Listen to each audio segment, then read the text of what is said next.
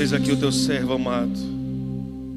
Toma ele nas tuas mãos nessa hora, meu Senhor Deus, e traz uma palavra rema aos nossos corações. Fala conosco, Pai, em nome de Jesus, e fica conosco. Amém e amém. Glória. Aleluia. Podem se assentar, irmãos. O céu da igreja na paz de Jesus, amém? Aleluia. Deus é bom em todo o tempo. Recebi hoje a missão de ministrar uma palavra. Aleluia. Deus é bom. E eu gostaria que você abrisse a sua Bíblia comigo, lá na carta do apóstolo Paulo à igreja de Éfeso, Efésios capítulo de número 5, verso de número 32. Eu queria trazer nessa noite uma palavra bem interessante, visto que nós estamos neste mês falando sobre família, e não sairemos deste propósito. Efésios capítulo 5, verso 32, está escrito assim: grande é este mistério, digo, porém, a respeito de Cristo e a igreja. Amém? Existem dois mistérios aí no cristianismo. O primeiro deles está lá em Colossenses, quando o apóstolo fala à igreja que o mistério que esteve oculto desde o princípio de todas as coisas foi revelado a nós, a igreja, que é Jesus em nós. Nós podemos nos relacionarmos com Deus de uma forma direta. E este segundo mistério é que eu quero falar hoje. No capítulo de número 5 de Éfeso, fala sobre este mistério que é bem interessante. Antes disso, eu gostaria que você se atentasse a uma informação. Hoje eu estava pesquisando um pouquinho sobre o conceito família em o nosso país e me deparei com uma informação bem complicada. Existem no Brasil já 7 formatos de família. O formato de família que nós vivemos é macho e fêmea fazendo aí, constituindo descendentes. Este é um dos 7. E quando eu parei para pesquisar um pouquinho sobre esses 7, não vou falar sobre eles, mas depois você pode pesquisar, é um negócio meio assombroso. É vários formatos, são formatos até escandalosos, são coisas e união que eu falei, Jesus já está aqui no país. Até então a gente via isso na Europa, até então a gente via isso fora, mas agora já está aqui. E quando eu parei para pensar sobre esses formatos, eu falei, Jesus, nos ajuda, porque biblicamente nós temos um padrão. Deus estabeleceu um padrão de família, Deus estabeleceu um formato para a família. E uma das coisas que nós precisamos entender é: eu tenho que viver o padrão de Deus, e não o padrão da sociedade, e não o padrão dos ativistas, e não o padrão das autoridades que constituem leis. Já em o nosso estado é crime eu dizer para alguém que alguém precisa de Jesus. E eu fiquei perplexo, eu disse, poxa, se eu falar que você precisa de uma cachaça, eu não sou criminoso. Se eu falar que você precisa de um cabaré, eu não sou criminoso. Mas se eu falar que você precisa de Jesus, eu sou criminoso. Olha para onde estamos caminhando.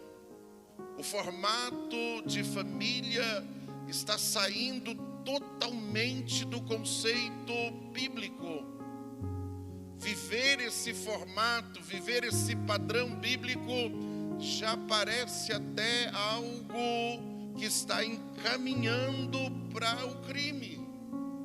Hoje eu preciso ter alguém diferente, eu preciso me relacionar com alguém diferente, eu preciso, para ser aceito na sociedade, ter algum tipo de relacionamento com alguém que não está dentro do padrão, senão eu sou um monte de fobias aí que tem, de não sei o que, não sei o que.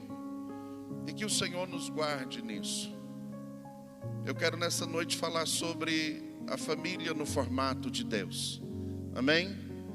Dentro desse mistério em que o apóstolo Paulo falou no capítulo 5 de Éfeso, quando se deu aí trazendo algumas informações sobre a família e o padrão de Deus, ou aquilo que Deus espera para a minha vida.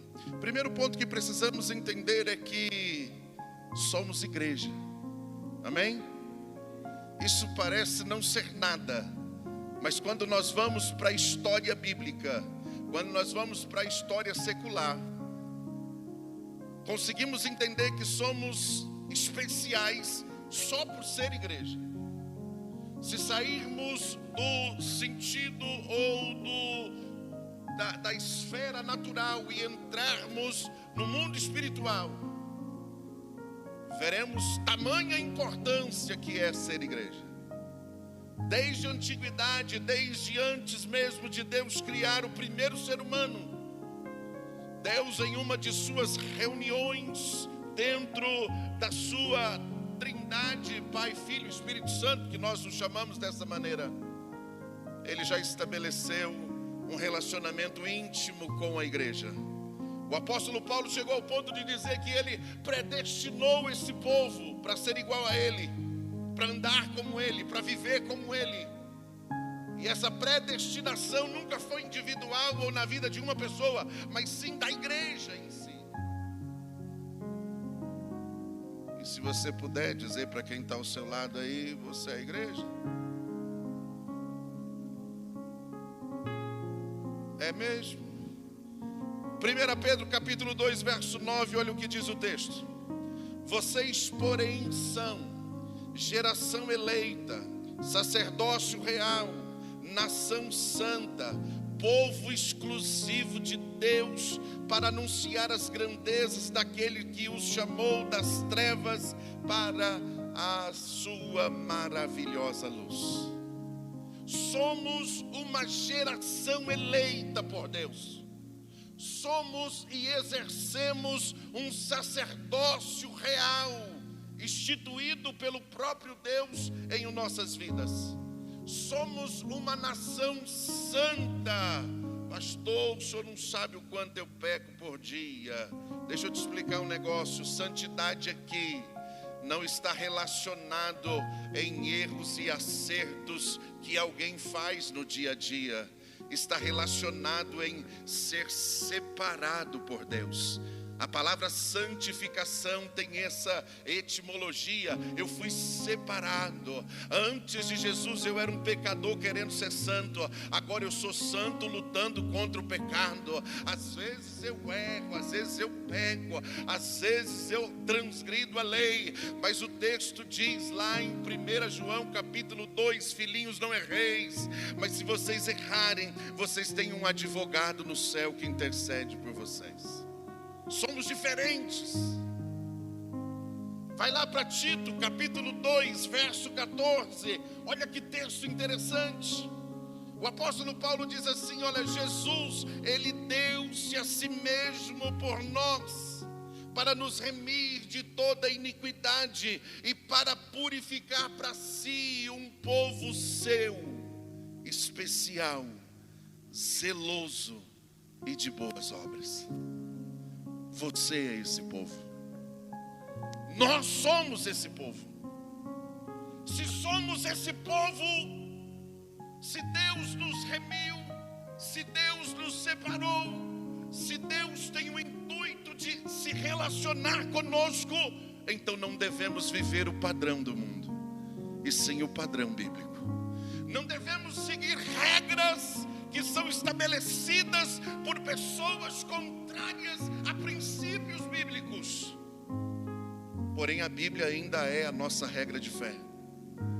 A Bíblia ainda é o nosso caminho, aleluia, a luz que alumia os nossos pés. aquela que nos conduz à presença do Eterno. E deixa eu te contar um segredo: se você não conseguir entender o que é ser igreja, eu nunca terei uma família de excelência. Ficou complicado, não ficou? Porque o mistério em que o apóstolo Paulo fala à igreja está relacionada justamente a isso. Se eu não consigo viver um cristianismo, eu não vou conseguir alcançar uma família plena. Eu não vou conseguir viver o melhor de Deus na minha casa. Vocês já pararam para observar um negócio? Por que o quintal do vizinho é melhor do que o nosso? Por que a bicicleta dos outros é mais bonita do que a nossa? Por que a comida de não sei quem é melhor do que a que a gente come todo dia? Quando eu tenho um relacionamento mais íntimo. Deixa eu te contar um segredo. Lembra de João 8:32? E conhecereis, e ela vos... 38, se pois o Filho vos libertar, verdadeiramente sereis. Conhecer aqui no hebraico, olha que legal, iada, que significa relacionar. Então quando ele diz conhecer a Jesus, ele não está falando de você entender, de você compreender. Não é um conhecimento intelectual, não é decorar alguns textos. Ele está falando de relacionamento, ele está falando de convívio, ele está falando de você passar por uma situação e buscar a Deus e Deus trazer respostas. Se eu não viver isso, eu ainda não me tornei igreja. Eita. Aí eu me torno religioso e não igreja. Qual a diferença de religioso e para a igreja? O religioso, ele está preocupado com normas, com regras. Ele está preocupado em agradar alguém e não desagradar alguém. Ele está preocupado em manter um padrão para que a sua integridade não seja questionada. Agora o cristão é diferente. A igreja é diferente. A igreja não está preocupada se alguém vai falar com dele ou não, porque ele sempre fala que não. Se você faz, alguém fala. Se você não faz, alguém fala. Se você é, alguém fala. Se você não é, alguém fala. Ele não está preocupado em agradar alguém. Ele está preocupado em andar conforme Deus quer que ele anda. O desejo dele é estar onde Deus quer que ele esteja, é ser quem Deus quer que ele seja. Esse é o objetivo da igreja. O objetivo daqueles que são igreja é olhar as Escrituras e aprender dela, porque ela gera a fé necessária para que eu rompa o natural e viva o sobrenatural. Igreja não está preocupado muito com as coisas dessa terra, porque sabe que são passageiras. Igreja se importa com o patrimônio, se importa com o bem-estar social, se importa, mas ele está com foco lá na glória. Ele sabe que tudo isso vai passar. Ele sabe que tudo isso vai ficar. Ele sabe que nós ajuntamos, que nós fizemos. Esses dias eu fui lá na roça com a minha filha e eu voltei crente, porque eu já voltei com ela motivado. Eu disse, o dia que o papai for para a glória, você não vai vender esse negócio não, porque só Deus sabe o quanto eu chorei para isso chegar onde já está e aonde vai chegar. Pode deixar, pai, eu não vou vender não, eu te sou glória.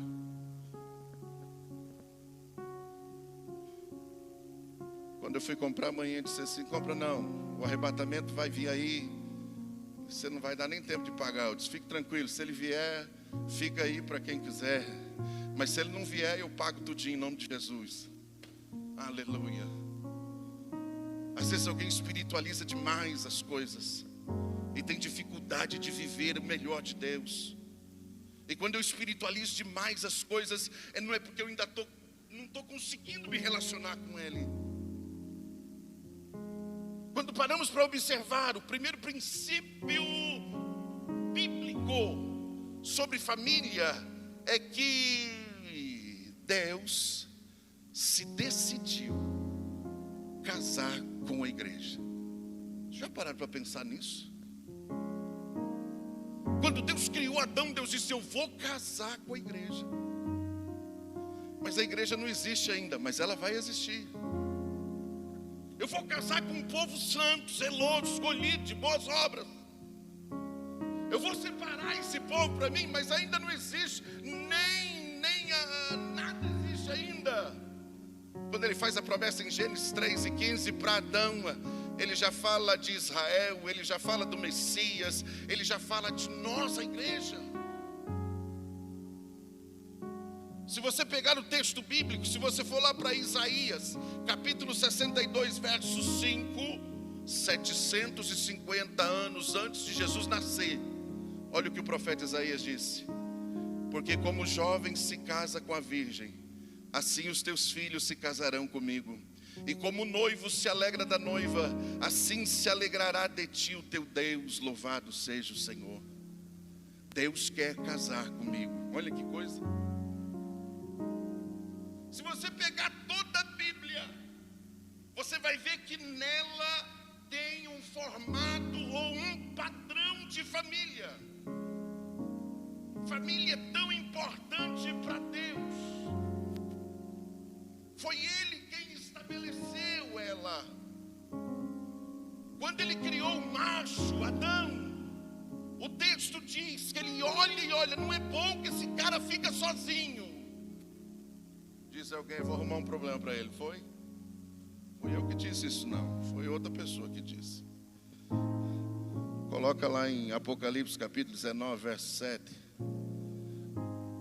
Olha o que o texto diz: regozijemo-nos e alegremo-nos e demos-lhes glória, porque vindas são as bodas do Cordeiro, e a sua esposa já se aprontou. Deixa eu contar um segredo para você. Quem é essa esposa aqui? Nós. O que Deus está fazendo conosco? Nos aprontando, nos preparando para o grande dia das bodas, o casamento do Cordeiro. Isso é de Jesus com a igreja.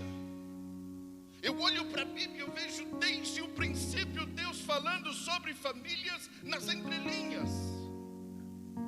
Primeiro, filho. O que é filho? Oriundo de família, ascendente de duas pessoas, ou melhor, descendente de duas pessoas. Aí ele se denomina como filho. Aí eu olho para o texto no Novo Testamento, porque no Antigo ele não fala sobre isso. No Novo Testamento ele começa a dizer assim: olha, pai, veio para o que era seus, mas os seus não receberam. Todos quanto receberam, receberam o poder de serem feitos filhos de Deus. Agora ele se relaciona como pai. E o que é pai?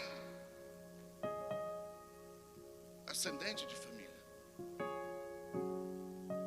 Eu vejo Jesus dizendo assim, olha, como lemos, assim como... E eu vejo até no Antigo Testamento o livro de Cantares, né? Que é o livro erótico da Bíblia.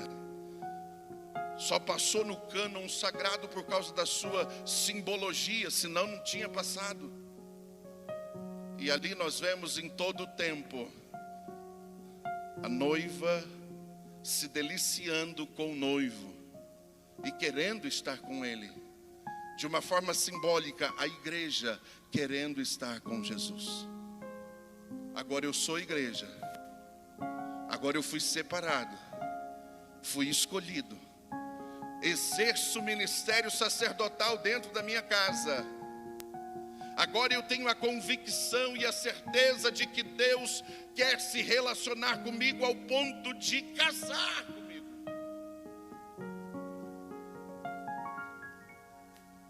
E aí eu comecei a pensar, falei, Jesus, como é que nós vamos fazer com todas essas informações? Vamos para o princípio. O matrimônio, a base do matrimônio é a família. O que é o matrimônio? É um casamento. O que é um casamento? A junção entre o macho e uma fêmea. Isso é casamento bíblico. Padrão bíblico. Deus, quando criou o ser humano, Ele criou um macho. Deixa eu aproveitar enquanto isso não é falar, isso não é crime. Daqui a pouco vai ser. Deus foi e criou uma Eva, uma fêmea. Deus trouxe ambos para que eles convivessem, para que eles se completassem, para que eles coabitassem. E essa coabitação os faria uma só carne. Tanto que o apóstolo Paulo, quando vai escrever a igreja de Coríntios, ele diz assim no capítulo 7, olha, não se prostituem, todo o pecado que você comete é fora do corpo, mas a prostituição é contra o seu próprio corpo. Ou não sabeis vós que sois templos, moradas de Deus, Deus habita em vocês? O que coabita com uma prostituta se torna uma só carne com ela. Então você sabe muito bem o que eu estou dizendo de coabitar. Quando eu coabito com a esposa, somos uma só carne. Quando Deus vai olhar para alguém, quando Deus vai olhar para o marido, você específico, Deus vê o marido e a esposa. Porque assim é o mistério do qual o apóstolo Paulo falou em Éfeso. Quando Deus vai olhar para a esposa, Deus vê como cabeça dela, responsável por ela, o marido.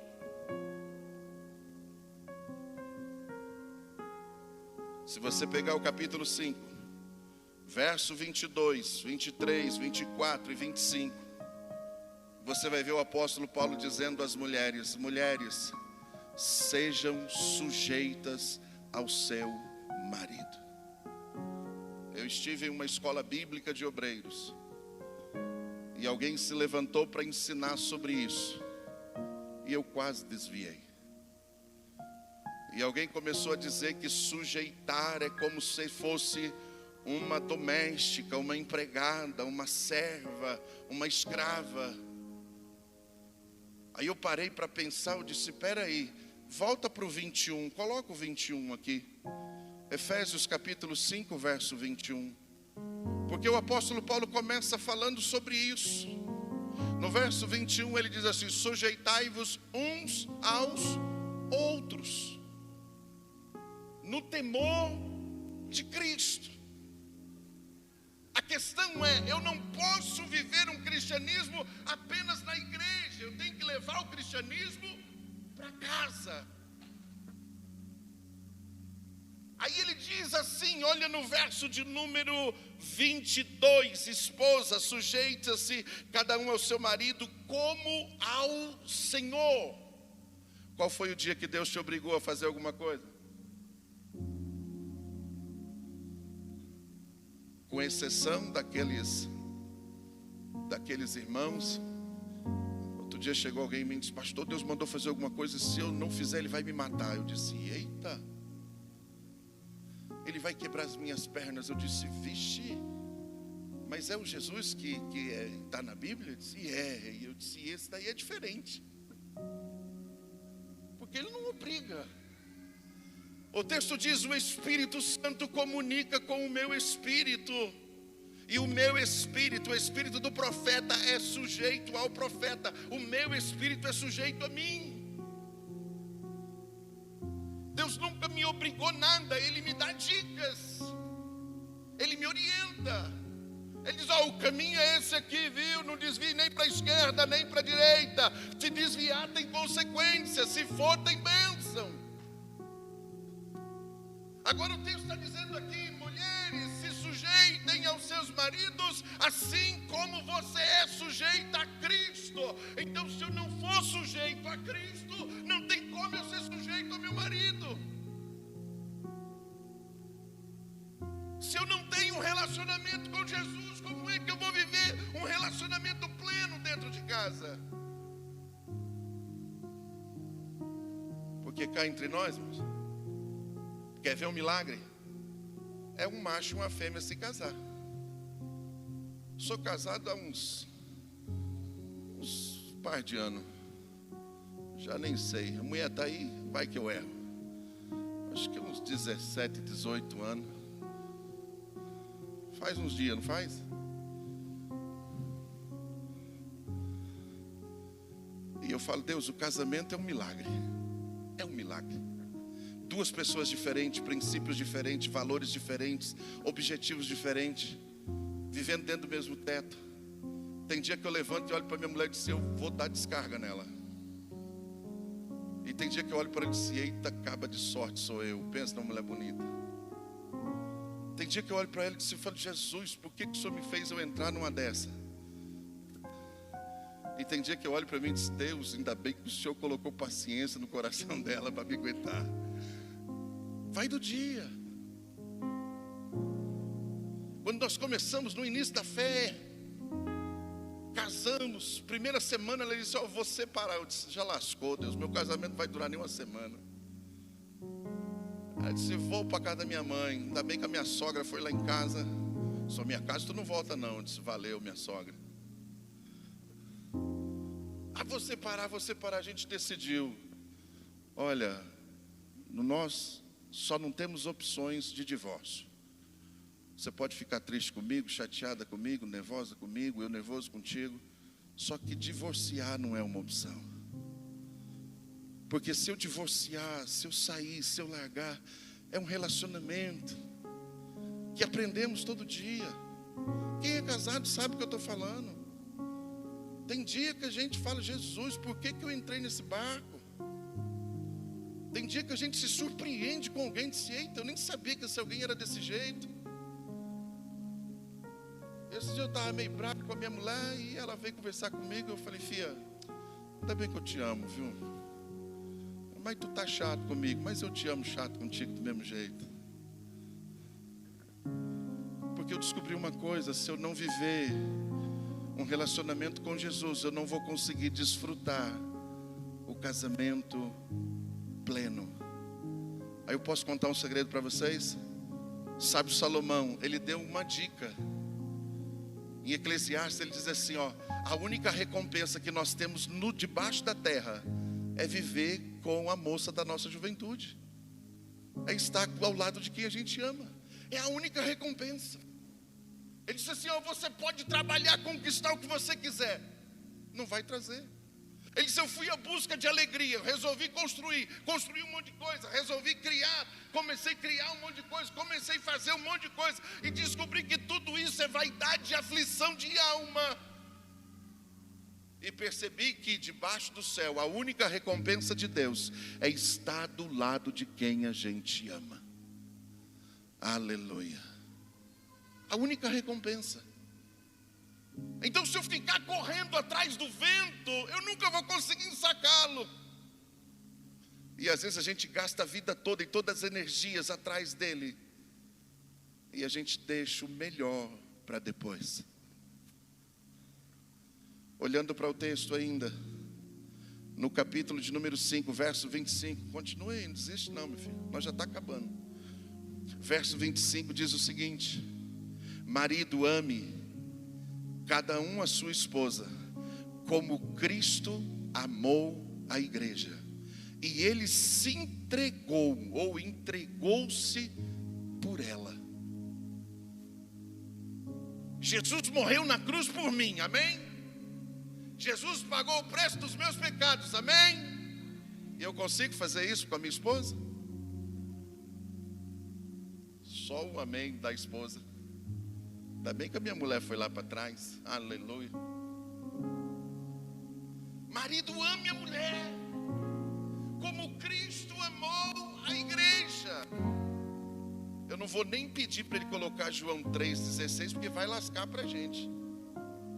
A prova do amor de Deus, eu por nós, sendo nós ainda pecadores, sendo inimigo dele, ele ainda nos amou. Quando ele pega o profeta Jeremias, ele diz assim, com amor eterno eu te amei, e com benignidade eu te atraí. Aí eu vejo o desafio de Deus para aqueles que são igreja. Eu, como igreja do Senhor, eu tenho um padrão. Que padrão? Amar a minha esposa como Cristo me amou e se entregou por mim. Continua o texto. Diz o texto ainda, a fim de torná-la santa, purificando-a ao lavá-la com água por meio da palavra, assim o fez para apresentá-la a si mesmo como igreja gloriosa, sem mancha, sem ruga ou de qualquer outro defeito, mas santa e sem culpa. Verso 28, da mesma forma os maridos devem amar cada um a sua esposa como ama o próprio corpo. Eita Deus. Será que eu já estou nesse nível? Já chegou nesse nível? Quem está do lado da esposa aí, fala aí, mozão, já cheguei nisso. Diz para ela, vou chegar, viu? Vou chegar. Tem paciência comigo. Eu vou chegar. Aleluia. Louvado seja Deus, viu, Rogério? A gente chega lá. Aleluia. Olha o verso 29. Ninguém odeia o seu próprio corpo, mas o alimenta e cuida dele, como Cristo cuida da igreja. Como é que eu tenho cuidado da minha esposa? Eita Jesus. Como é que eu tenho tratado a minha casa, a minha família? A minha família é o reflexo da minha fé. Eita. Porque o texto diz que se eu não primeiro investir na minha família, eu negligencio a fé e sou pior do que os incrédulos. Primeiro eu preciso investir na minha família, depois eu invisto em outro lugar. Primeiro eu preciso cuidar da minha casa, e eu já vivi isso distorcidamente por anos, como pastor. E quantas vezes a patroa gritava e dizia, você se importa com todo mundo, menos comigo. Eu disse, é o meu exercício, é a minha função. E hoje eu agradeço a Deus porque ela aguentou passar por tudo isso. E às vezes a gente querendo acertar erra. Por isso a Bíblia, por isso a renovação do entendimento, e por isso que Deus colocou no coração da igreja de gastarmos esse tempo nisso. Quando a gente começa a pensar em amor, porque é a base de tudo. Aí eu vejo o apóstolo Paulo, ele falando justamente sobre isso. A unidade familiar e cristã tem por base o amor. E explicar o amor não é fácil. Explicar o amor dá trabalho. Quando eu fui pesquisar sobre isso, eu falei, meu Deus, ajuda a falar sobre o amor, porque alguém acha que é um sentimento e não é. Alguém acha que é uma emoção e não é. Alguém acha que é tantas coisas. Aí eu olho para o texto, o apóstolo João diz, Deus é amor. Eu disse, pronto, então o amor é a essência de Deus. E eu lembro que eu escrevi um livro, O Segredo da Felicidade, e nele eu perguntei para Deus, Deus, como é que eu vou medir o amor? A gente mede a distância, mede o volume, mede a densidade, e como é que se faz para medir o amor? Deus me deu uma resposta. A fita métrica que se mede o amor é o perdão. Eu tenho facilidade de perdoar, eu amo. Eu tenho dificuldade de perdoar, o amor está pouco dentro de mim. É importante lembrarmos que defeito e qualidade é algo relativo. E para quem não casou ainda, ou quem está na fase aí desse de casar, de casório, eu dou uma dica para todo mundo. Primeira coisa que você vê na pessoa, os defeitos, e não as qualidades. Porque a paixão cega. Quando a gente está apaixonado, a gente não vê defeito nenhum. Aí depois que casa, só o sangue de Jesus. Eu lembro de uma irmã, pastor, ele tem esse defeito, mas eu vou orar para Deus tirar. Eu disse, não tira não. Está aí uma coisa que Deus não tira, é defeito. E posso te contar um segredo: depois que casa, piora, potencializa. Aleluia. Eu lembro que a mulher ficava brava só porque eu colocava a toalha molhada em cima da cama. Outro dia eu quase levei um safanão por causa disso. Falei, eu vou parar, e não parava, e vou parar, e não parava. Aleluia. Aquele negócio de abaixar a tampa, levantar a tampa. Jesus, eu já aconselhei tanto casal por causa de uma tampa. E alguém querendo separar por causa de uma tampa. Falei, meu Deus, que tampa abençoada. Tira a tampa, joga a tampa fora. Aleluia. Louvado seja Deus. Quando a gente vai para o significado de amor no grego, são 4 coisas. E eu não tenho um tempo hábil para falar, mas numa outra oportunidade eu falo um pouquinho sobre a manifestação de Deus em amor nas nossas vidas. Amém? Fica comigo de pé. Eu sou meio Caxias com esse negócio de horário, mas Jesus é bom. Sou paulista. Paulista é um problema sério, mas eu estou virando baiano, viu? Aleluia. Você vai sair daqui mais crente. Feche os seus olhos. Me ajuda aí o grupo de louvor, se eles estiverem por aqui. Está por aqui, ô glória. Me ajuda aí a ficar mais crente.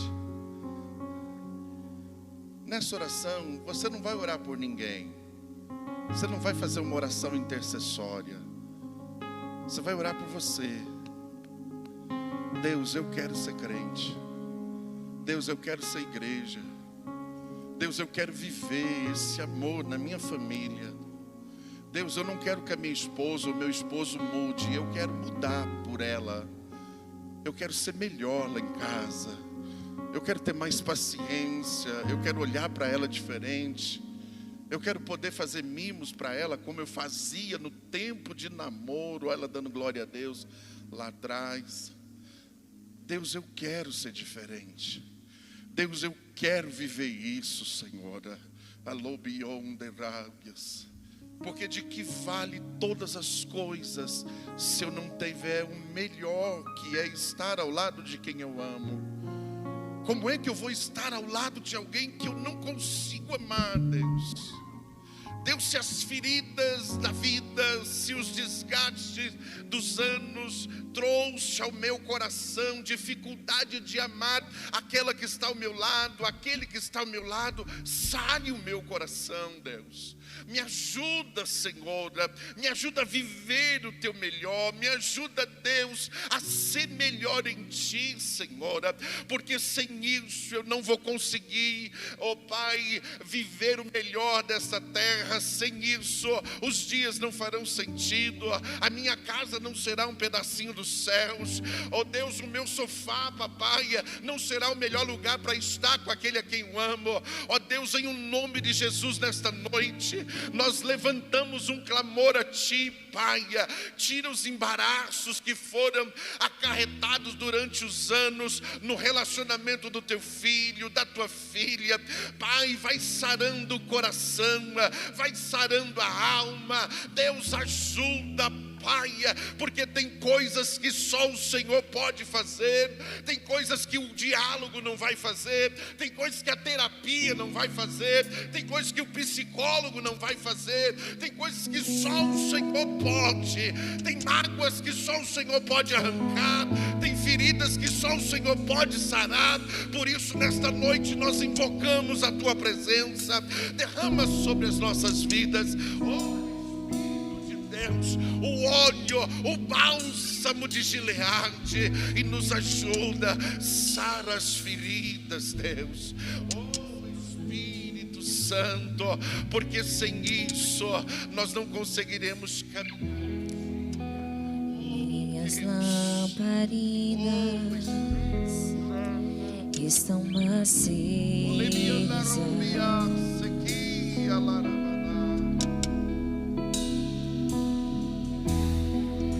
Só estou esperando o barulho dos Teus passos em direção à porta.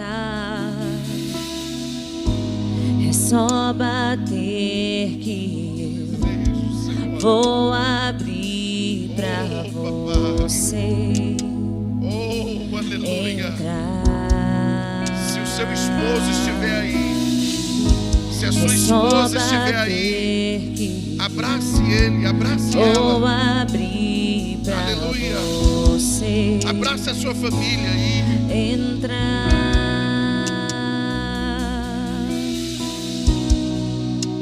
E eu já coloquei as minhas vestes brancas. Estou só te esperando. Vem, vamos dançar.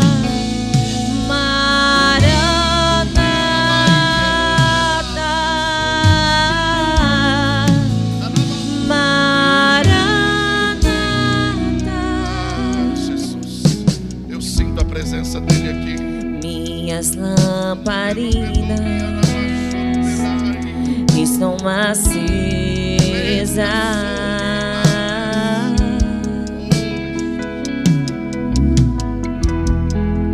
Só estou esperando o barulho dos teus passos em direção à porta. Só bater e eu vou abrir pra você entrar.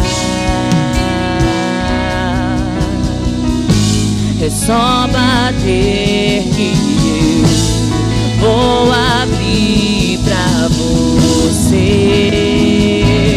entrar.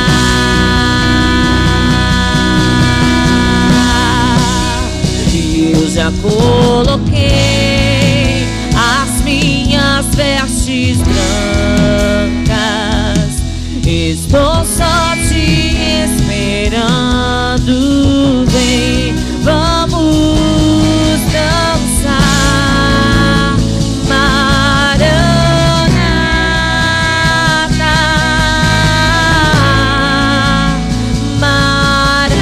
Maranata. Eu já coloquei as minhas vestes brancas.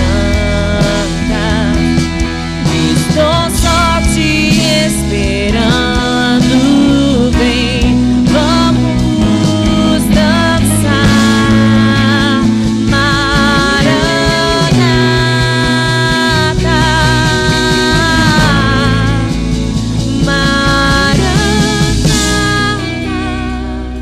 Maranata. Aleluias. Feche aí os seus olhos. Abraça aí a sua família. Abraça aí. Pastor, minha família não vem não, mas tem alguém aqui que não está com ninguém, eu vou abraçar. Abraça aí quem está do seu lado. Espírito de Deus, nos envolva, Senhor. Queremos viver o teu melhor. Queremos ser cristãos em casa, aqui na igreja, na tua presença. Que aonde estivermos, que a tua glória nos envolva e que nós vivamos em ti e para ti. O Senhor tem a liberdade para fazer parte da nossa casa. O Senhor tem a liberdade para fazer parte da nossa família. Em o nome de Jesus. Em o nome de Jesus. Receba aí de Deus. Em o nome de Jesus. Porque eu vejo laços sendo quebrados, barreiras sendo desfeitas.